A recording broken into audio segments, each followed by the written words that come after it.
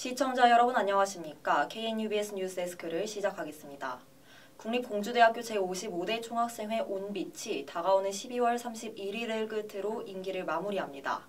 한 해 동안 우리 대학의 학생자치기구로서 어떤 변화를 만들어냈는지, 그리고 공약 이행 상황은 어떠했는지 궁금하실 텐데요. 이에 저희는 총학생회가 실현한 주요 공약들을 하나씩 짚어보며 학생들이 이를 어떻게 평가하고 있는지도 들어봤습니다. 학생 사회의 목소리를 반영하기 위한 노력과 남은 과제는 무엇일지 이유림 기자가 전합니다. 국립공주대학교 제55대 총학생회 온빛이 다가오는 12월 31일을 끝으로 임기를 마무리 짓습니다. 약 한 달의 기간을 남겨두고 있는 시점에서 공약은 얼마나 이행되었는지 살펴봤습니다. 지난해 온빛 총학생회가 내세운 선거 공약과 대조해본 결과 11월 22일 기준 학생회비 복지카드 온빛카드 제작과 공주대 굿즈샵 운영을 제외한 모든 공약이 이행된 것을 확인할 수 있었습니다. 한편 생활 및 복지 분야 공약이었던 학생증 리디자인 및 체크카드화는 디자인 공모전을 열고 투표를 거쳐 최종 디자인이 확정되었으나 실물 학생증 사용 관련 설문조사 이후로 자세한 소식은 들려오고 있지 않은 상황입니다. 그렇다면 이번 총학생회에 대한 학생들의 생각은 어떠한지 재학생들을 직접 만나봤습니다. 잘 모르긴 하는데 두 글자였나? 온빛 학생회로 알고 있습니다. 잘 모르겠어요. 4.5점? 에타나 그런 대학생 커뮤니티나 아니면은 학생들에게서 이번 학생회가 별로다 그런 말은 없었기도 하고 무난하게 행사나 잘 돌아가고 있는 것 같기도 해가지고 운영은 괜찮은데 그래도 칭찬은 아직 못 본 것 같아서 당연히 5점 만점에 5점이라고 생각합니다. 너무 만족하면서 학교 생활해가지고. 저 한 3점? 2점은 좀 작은 것 같고 4점은 좀 많은 것 같아서 딱히 인상 깊었던 적이 없는 것 같아요. 4점 정도 드리고 싶습니다. 4점? 사실 제가 총학생회에 대해서 아는 게 잘 없긴 한데 제가 아는 바로는 학점 이제 맞춘 그런 것들 여러 가지 학생을 위해 또 한 게 꽤나 많은 것 같아서 4점 정도. 인터뷰 결과 전반적으로 온빛 총학생회에 만족한다는 평이었습니다. 그러나 총학생회에 대한 일부 학생들의 무관심은 고민해봐야 할 점으로 보입니다. 공약 하신 것들 잘 지켜주셨으면 좋겠습니다. 좀 더 학생들의 말을 들어줬으면 좋겠어요. 바라는 게 크게 많지는 않은데 좀 학교 행사 같은 게 조금만 더 많았으면 좋겠다라는 생각을. 취업 준비를 하고 있어서 그런지 응시료 지원 사업 같은 것들 있었으면 좋겠고 좀 학생을 위한 많은 공약들 해주셨으면 좋겠습니다. 한편 지난 26일에서 27일 이틀간 2025 공주대학교 학생자치기구 선거가 진행됐습니다. 이번 총학생회 후보는 단일 후보로 정 후보의 법학과 신경섭, 부 후보의 수학교육과 김대훈 학우가 출마했습니다. 에피소드의 공약은 다음과 같습니다. 교육 분야에서는 수강 신청 중 사이버, 콜라주 과목 드랍 시 무작위 드랍, 국가공인 자격증 페이백, 온라인 교육 사이트 제휴, 그리고 성적 공개 시 채점 기준 공개 논의를 제시했습니다. 소통 분야로는 총학생회 소통 부스 운영, 과 학생의 결산한 양식 통일 및 학기별 불시 점검 시행, 공약 이행률 온오프라인 공개, 학사 일정 공개 시 과별 주요 일정 포함하여 공개, 그리고 혜택 알림 2를 제시했습니다. 문화 분야에서는 e스포츠 대회 진행, 영화관 대관 영화관람 진행, 단결 행사 추진, 신권방송국 연계 대동제 홍보, 그리고 에피소드 서프라이즈 이벤트를 제시했습니다. 마지막으로 생활 및 복지 분야에서는 물품 공동구매, 정장 대여 사업, 예비군 교통비 지원, 쾌적한 화장실 환경 조성, 남녀 하구 휴게실 운영, 명절 귀향버스 시행, 그리고 학생인권 TF팀 운영 공약을 확인할 수 있었습니다. 지난 총학생회가 시행하였던 총학생회와 학생 간의 소통, 물품 공동구매 등에 더하여 학생들의 의견을 반영한 남녀 하구 휴게실 운영, 성적 기준 시 채점 기준 논의 등의 공약도 확인할 수 있었습니다. 새롭게 당선된 총학생회가 이끌어갈 2025년을 기대합니다. 또한 총학생회의 다양한 활동과 더불어 학생들의 적극적인 관심과 참여가 이루어질 수 있기를 바랍니다. KNUBS 이유림입니다.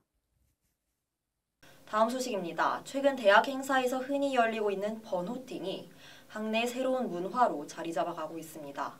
단순한 재미를 넘어 학술제와 같은 학문적 교류의 자리에서도 진행되면서 그 의미와 활용 방식을 다시 한번 생각해보게 하는데요. 학술제에서 번호팅을 주최한 학과들을 직접 만나 그 기획 의도와 운영 방식, 그리고 수익금 사용처까지 세밀히 살펴봤습니다. 학술제가 지닌 본래의 의미와 버노팅이 어떤 연관성을 가질 수 있을지 함께 고민해 보시죠. 보도의 고은채 기자입니다. 학생들 사이에서 인기 있는 행사로 자리매김한 이른바 버노팅. 인적사항과 폼에서 요구하는 정보를 적어 신청하면 제출한 정보가 적힌 종이를 행사 당일 이성이 500원을 내고 랜덤으로 뽑아 연락하는 형식입니다. 조사 결과 10월부터 11월까지 2달간 총 9번의 버노팅 행사가 진행됐습니다. 최근에는 대동제나 홍보전이 아닌 학술제에서도 버노팅을 진행하는 경우를 쉽게 발견할 수 있습니다. 그렇다면 이러한 버노팅이 학술제와 어떠한 연관이 있으며 수익금의 사용처는 어디일까? 직접 학술제에서 버노팅을 주최한 학과들을 만나봤습니다.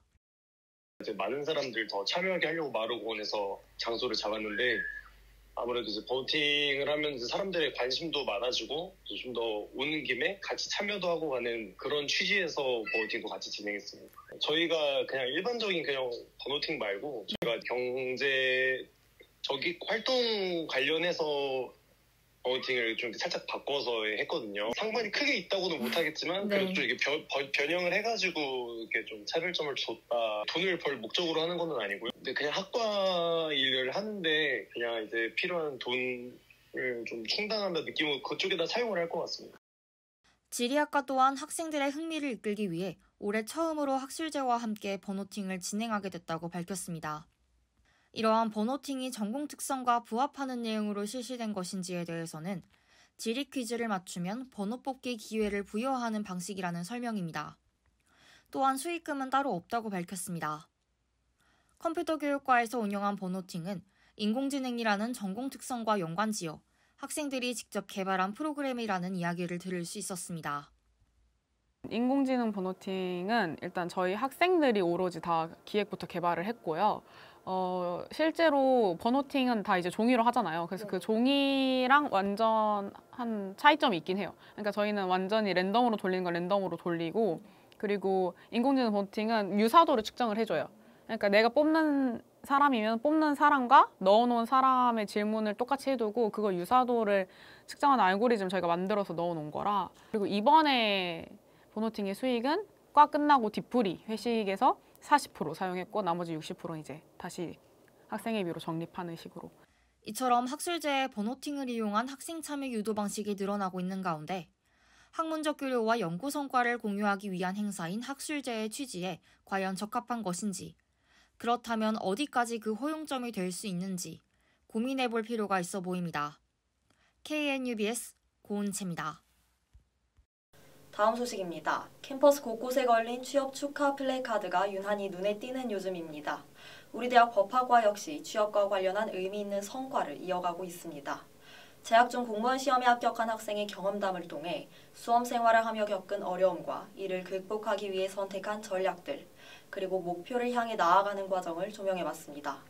더불어 학교가 제공하는 지원 프로그램과 학생들이 체감하는 효과까지 장예원 기자가 취재했습니다. 많은 청년들이 준비하는 공무원 시험. 우리 교정에도 공무원 시험 합격을 축하하는 플래카드가 걸렸는데요. 법학과 학생들의 이번 연도 공무원 시험 합격을 축하하고 있었습니다. 노무사부터 세무직, 검찰직, 법원직, 일반 행정직, 교육행정직, 경찰직, 그리고 청원경찰까지 여러 분야에서 좋은 성과를 거두었는데요. 우선 조교 선생님과의 대화에서 법학과 차원에서의 취업 캠프, 특강, 선후배 연결 멘토링 프로그램 등이 진행 중임을 알 수 있었습니다. 공무원 시험 합격의 비결과 준비 과정 등 구체적인 이야기는 검찰직 공무원 시험에 합격한 재학생과의 인터뷰를 통해 들어봤습니다. 군대 전역하고 나서 그 첫 시험을 6개월 동안 한번 먼저 준비를 했었어요.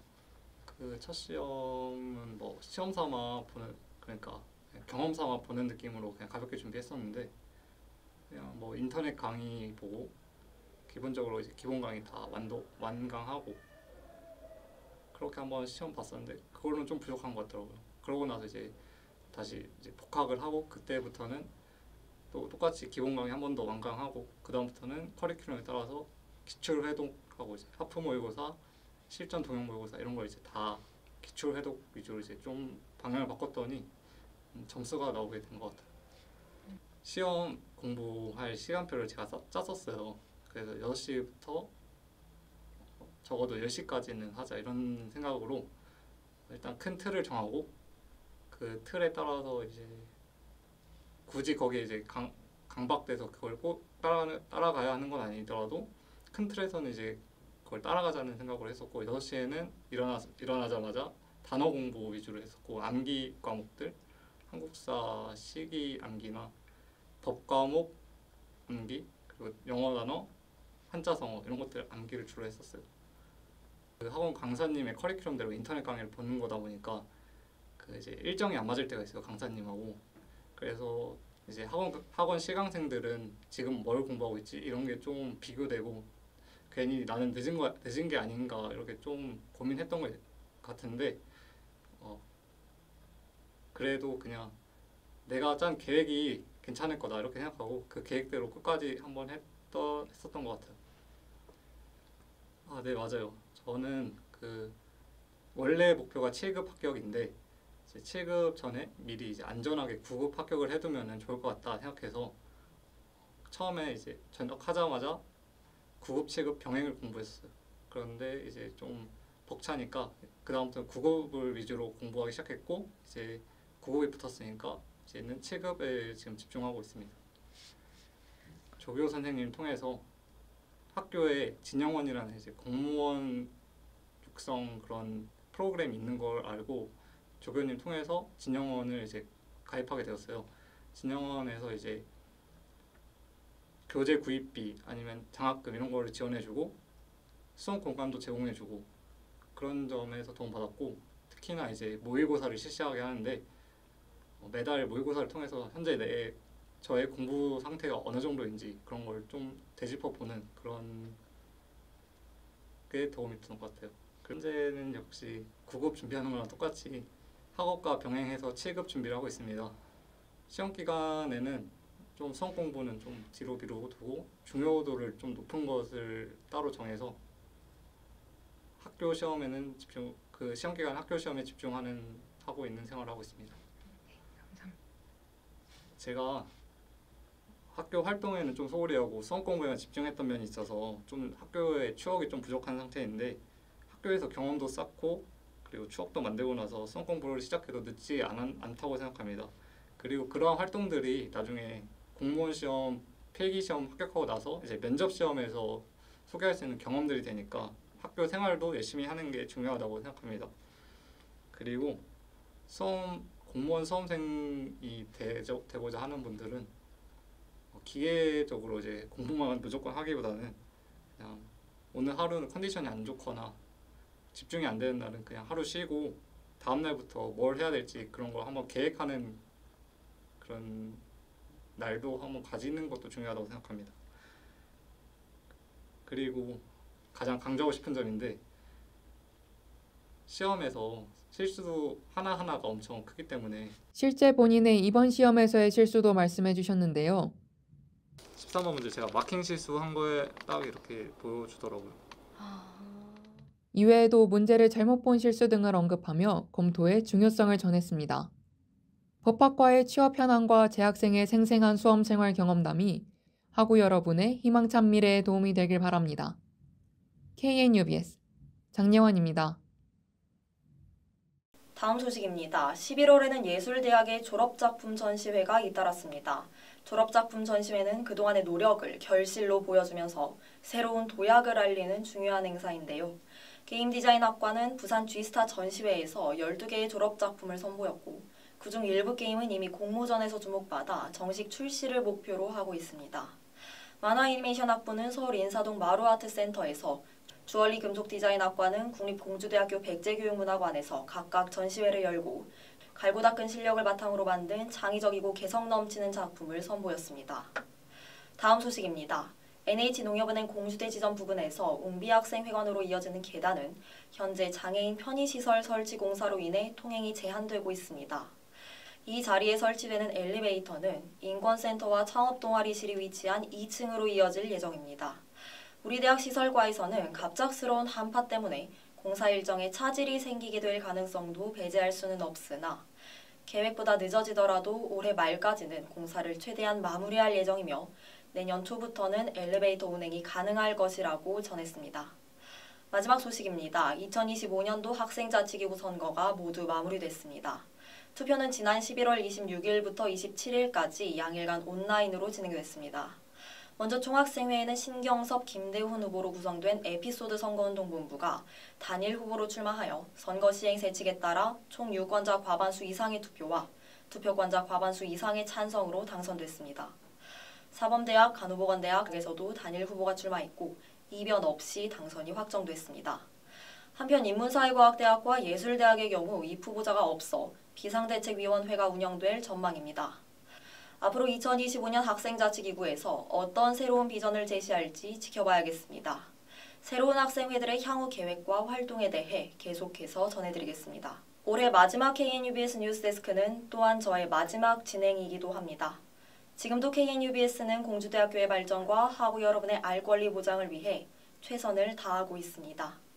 KNUBS 뉴스데스크는 내년 1학기에 새롭게 돌아옵니다. 계속해서 지켜봐 주십시오. KNUBS 뉴스데스크를 모두 마치겠습니다. 지금까지 아나운서 강세영이었습니다. 고맙습니다.